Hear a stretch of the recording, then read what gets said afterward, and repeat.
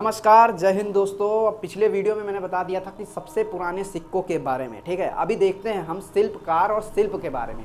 शिल्पकार क्या होता है? तो शिल्पकार यार अपने भाषा में जो हम लोग बोलते हैं कारीगर जिसको, या फिर मिस्त्री जिसको बोलते हैं, वही होता है शिल्पकार, ठीक है। उनके द्वारा बनाई गई चीज़ें शिल्प कहलाती है। मिट्टी के बर्तन मिले हैं, पतले और बड़े सुंदर सुंदर बर्तन।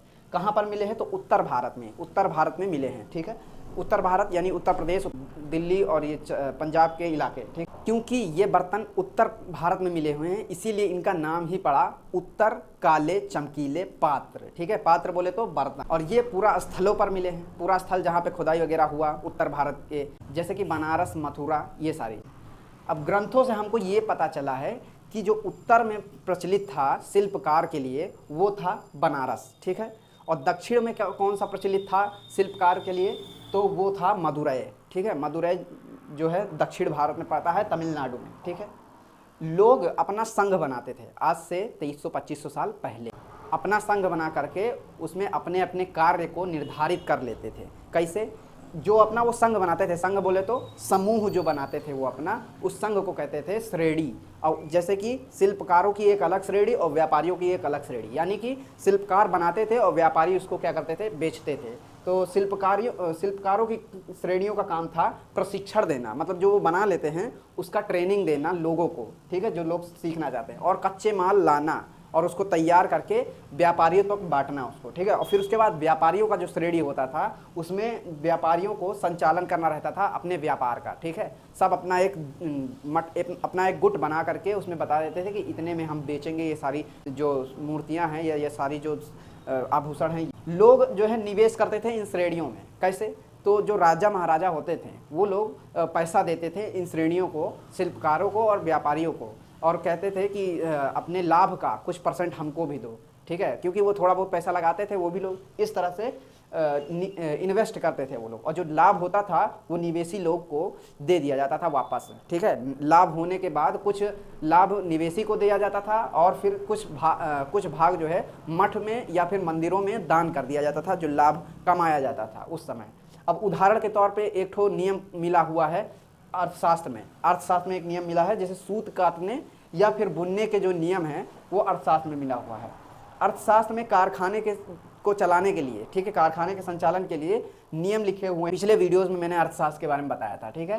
पहला इसमें क्या नियम लिखा हुआ है अर्थशास्त्र में कारखानों को चलाने के लिए? पहला नियम ये लिखा हुआ है कि ऊन या पेड़ की छाल या फिर कपास या फिर जो पटुआ होता है, पटसन, जो आप देख पा रहे हैं ये पटसन, इन पटसन को अगर तैयार करना है तो इसको कारखानों में तैयार करने के लिए किन लोगों को काम देना चाहिए? तो विधवा जो स्त्री होती है, महिला, उनको काम देना चाहिए, या फिर जो सक्षम महिलाएं हैं जिनको ये काम आते हैं उनको काम देना चाहिए, दासियों को देना चाहिए काम जो राजा के महल में से निकालवा दिया गया है, या फिर जो वृद्ध हो चुकी हैं वैश्या, उन वैश्यों को ये काम देना चाहिए, ठीक है।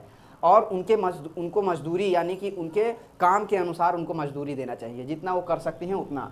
दूसरी बात कि जो महिलाएं घर से बाहर नहीं निकल सकती हैं उन महिलाओं को कच्चे माल जो है कारखानों से किसी इंसान से मंगवाए, या तो दासी से मंगवाए या किसी इंसान को भेज करके वो कच्चे माल मंगवाएं और उसको तैयार करके कारखानों तक पहुंचवाएं। तीसरी बात ये कि अगर उनको, महिला को घर से बाहर निकलने की अनुमति है तो वो कारखानों में जल्दी आएँ और उन कारखानों का काम रोशनी में, यानी दिन के समय रोशनी में अच्छे तरीके से जो कच्चे माल आते हैं उनकी जांच पड़ताल करें, ठीक है। और चौथी बात ये, चौथी नियम कि यदि निरीक्षक जो होता है, जो अधिकारी है, जो पूरे कारखाने का नियम कानून देख रहा है, वो महिलाओं से किसी गलत तरीके का व्यवहार करता है या फिर इधर उधर की बात करता है तो उसको एक सख्त सज़ा मिलना चाहिए। इस तरह से ये जो नियम हैं ये अर्थशास्त्र में लिखे हुए हैं। लास्ट नियम क्या है अंतिम, कि यदि महिला अपना काम पूरा नहीं कर रही है, महिला अगर अपना काम पूरा नहीं कर रही है तो उसको जुर्माना, उसको लगाए, उसके ऊपर जुर्माना लगाओ और जुर्माने के तौर पर उसका अंगूठा भी काटा जा सकता है। ऐसा नियम होना चाहिए कारखानों को चलाने के लिए। तो ये सारी चीज़ें, ये सारे नियम थे अर्थशास्त्र में, जो दिखाता है कि किस तरह से व्यापार या फिर शिल्पकारी का काम होता था, ठीक है। अभी देखते हैं अरिकामेडू के बारे में। अरिकामेडू जो आप देख पा रहे हैं तमिलनाडु में है, ठीक है, दक्षिण भारत में। इसमें खोज पड़ताल किया गया है तो क्या मिला है देखते हैं। आज से लगभग 2200 साल पहले से 1900 साल पहले के बीच में ये जो अरिकामेडू जगह है, ये एक बंदरगाह हुआ करता था। समुद्र के किनारे एक बंदरगाह हुआ करता था। बंदरगाह बोले तो जहाँ पर जहाज़ें आती थी, व्यापार वाली जहाज़ें आती थी और सामान को उतार करके और दूसरे सामानों को चढ़ाया जाता था, जो व्यापार करने के लिए दूर दूर तक जाता था जो सामान।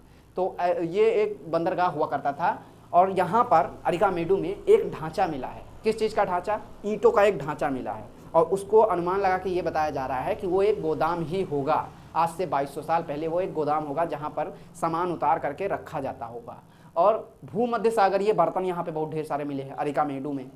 बर्तन एमोरा जैसे बर्तन थे जो कि यूरोप में बनते थे। इसमें होता क्या था? इसमें शराब, तरल जो शराब थी या तरल जो पदार्थ थे, उन पदार्थों को इसमें रखा जाता था।